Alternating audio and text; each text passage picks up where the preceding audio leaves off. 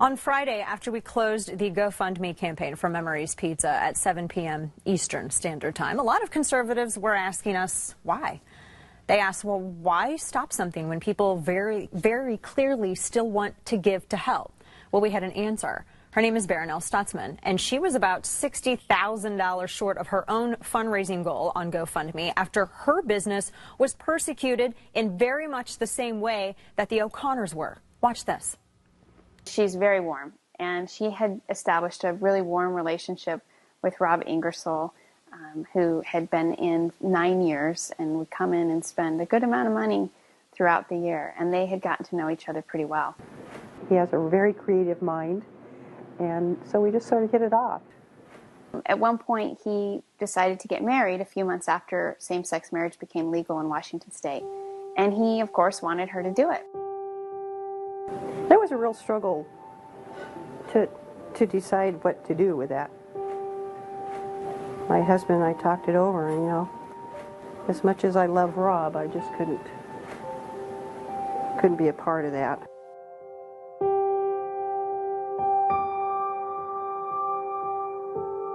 I've read a lot of hate mail over the years, but what I've read in this case just is stunning. It makes you sick to your stomach when just volumes after volumes, thousands of pages.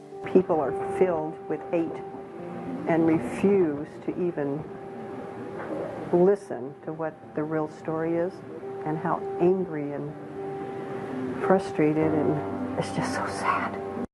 Sad indeed. So myself, Ben Howe, Lawrence Jones, my husband, all of us, we replied to people by sending them to her fundraiser. And again, the grassroots showed the size of their hearts and how her fundraiser has surpassed its goal, which is awesome. And we are fortunate enough to have Barronelle Stutzman, the floral shop owner, along with her attorney, Kristen Waggoner, right here on set. Ladies, welcome so much. Barronelle, God bless you. Thank you. I find this story unbelievably remarkable.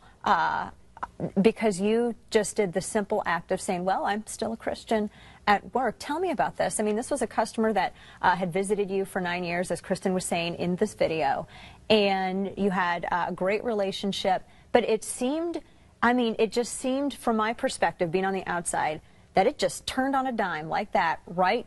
Because you just simply said, I love you. I can do anything else for you. I just can't do this. Yes. It did turn very quickly, but when Rob and I were talking about the wedding, and after I told him why I couldn't do it, and we talked about his mom and walking him down the aisle and why he got married, or why he's going to get married, excuse me, and I suggested 3 other florists for him because I knew he wanted somebody to do him a good job, and we hugged each other and he left. So it wasn't. And you thought that was the end of it? Yeah. Did it shock you when, I mean, all of a sudden he turns right around and there's legal action? Well, Rob didn't file the suit. The Attorney General did, and then the ACLU came aboard, and Rob and Kurt joined them. So, yeah, it was very amazing. And oh my gosh! And this is they found you. What is it? I had it here in my notes that you were found liable for violating the Washington law against discrimination, and was ruled that both the state and the couple may collect damages and attorney's fees from your business and your personal assets. So they sued her, Kristen. They sued her professionally. They sued her business, and then now personal assets as well. They're assessing. They have relentlessly pursued her. It's become the Attorney General's cause célèbre. He could have, if he wanted to clarify the law, he could have sued her business to clarify the law and taken it through the appellate process and not asked for damages. But instead, not only did he, but the ACLU on behalf of the couple sued her, not just her business that she built with her mom over 30 years, but they're suing her personally. So they're trying to take everything she owns in a vicious attack on her. Her retirement, her savings, I mean, think about what's at stake. Are the flowers for his wedding that valuable? Are they that valuable? That's what mystifies me in this, because they're going after everything she has for flowers at his wedding that he could have gone. Are you the only florist there in Washington? No, but they also had 20 offers to do free flowers. And free flowers, Kristen. Yes, and I think, you know, what is so telling about this whole situation and the events that have transpired even over this last week in Indiana and Arkansas is that the people that are taking this stand and are gently, kindly referring, they serve all people. Barronelle has employed gays and lesbians, those who identify as bisexual. She considers Rob her friend. Right. So to suggest this is about anything other than an event is just wrong. And that kind of brings one of the narratives that we have seen in the press is that business owners like yourself or other business owners who are also Christian, the point is, it's not that you refuse to serve gay couples that walk through the door, because, I mean, very clearly you did business with Mr. Ingersoll for 9 years, but it was the specific act of the same-sex wedding ceremony. You're a Christian. Tell me what that means when you're at work. Well, I try to run my business in a Christian way, not only my business but my personal life. And to me, marriage is between a man and a woman, and that's what my faith teaches me. And I have a right to believe that, just as Rob has a right to believe the way he believes. Did you feel as though your rights, his rights, were being promoted over yours before the state? Absolutely. And Kristen, that's, if you have the preferential treatment of one group before the other in front of the Constitution, in front of state law, to me that seems, well, that doesn't quite seem fair. Well, it's not legal. It's not fair. It's unconstitutional. And I think it's worth pointing out that the right to believe something is meaningless if you don't have the right to live consistently with it. And that's what's at stake here. This idea that somehow, because you identify as gay, all of your conduct is protected and you should be able to force anyone to participate in what they perceive to be a religious ceremony. It's the same thing is true as a Christian. We identify as Christians. That's a part of who Barronelle is. And so that conduct is also protected in the First Amendment. Right. So I think that, you know, the government having a license to punish people for exercising their basic civil rights is terrifying. Complying. It's forced acceptance. How, Barronelle, tell me how this has affected, I mean, obviously, I mean, we can assume that this has had a horribly negative impact on your life, but tell me what it's like day to day now, because you have this huge burden on your shoulders because you stood for your faith. Well, it's not a burden. It's my freedom to have my faith as I believe. And like I say, Rob has his ideas, and I have my faith, and we should both be able to live according to those without punishment from the government.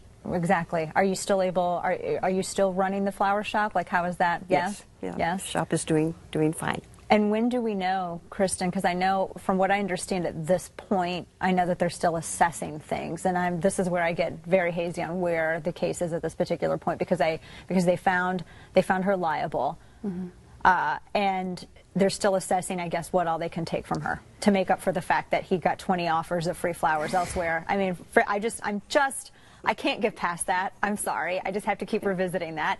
It seems so petty, but they're trying to take everything she has. Where are they at this point in assessing this? They're able to do that. At the trial court level, the trial court, Judge Ekstrom granted summary judgment, which basically says that she is liable personally, as well as her business, for the attorney's fees and costs of both sides. We're appealing that. And the injunction that was entered says she can't do any weddings unless she's willing to do same-sex weddings while the appeal goes up. So think about that. A florist that does no weddings, because that's what's going on right now. Her business is doing okay, but she's faced death threats, computer hacking threats, all kinds of threats, and she can't do any weddings as a florist.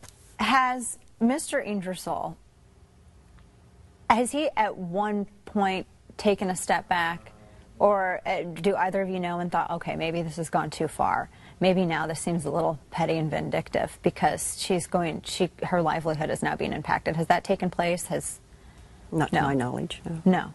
Barronelle has consistently tried to reach out to him and has said repeatedly that she misses his friendship and wishes that he would come into the shop. It seems that it's a respect for other people's beliefs, but the respect for her beliefs is what I find lacking here. The concern is that a mob mentality is taking over, and I guess the blessing in disguise here is it's really revealing which side is the victim and which side is the aggressor. And the GoFundMe account, because your legal fees, I can imagine, and you guys have really, Alliance for Defending Freedom, have just stepped up to help pro bono. We're representing her pro bono. But any kind of damages or anything, and I would assume the loss of income, because we are entering wedding season, and I can imagine the loss of income, the hit that takes. Really quickly, tell us about the fundraising GoFundMe, how people can help. It's gofundme.com/Arlene'sFlowers, correct? Yes, it is. Okay, Yeah. and people can go there and donate, and which I hope they do. Barronelle, God bless you. Thank you so much. Thank you for having And us. we're going to follow the story. Kristen, thank you so much. And a wonderful video again. And folks, I have it up at danaradio.com, but go to gofundme.com/Arlene's Flowers. Let's keep that energy going. We have the final round next.